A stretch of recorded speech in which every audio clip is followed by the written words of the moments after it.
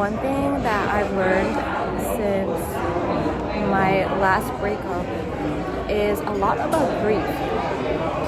And when people think about grief, I feel like they're thinking of like somebody passed away or that somebody quite literally died, you know?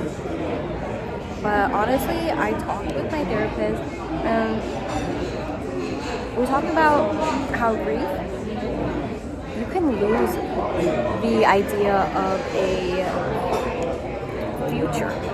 A future you envisioned is no longer there. That's grief. You have to, you lose a career, that's grief. You lose a relationship, that's grief. You know what I mean? And I don't know, I feel like it's not really talked about that grief is something that we experience more often than not, but we're just not labeling it as grief. Which is really unfortunate because that is what it is. And you need to have those grief resources as well when you're going through something like that. Loss is loss.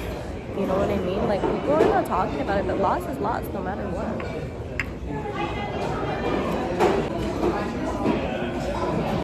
I will say, I think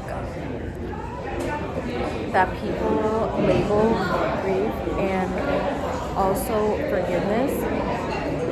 Grief and forgiveness are pretty much so similar, and nobody talks about it. It's just a connection I just made. Nobody talks about it, and it might not apply to everybody, but it applies for me. The same way people say you don't have to, grief has no timeline. People always say grief has no timeline, and honestly, neither does forgiveness. People always say and preach like, you need to forgive, you need to forgive for yourself, for your future. But it's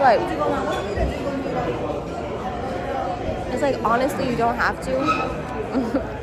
You don't have to.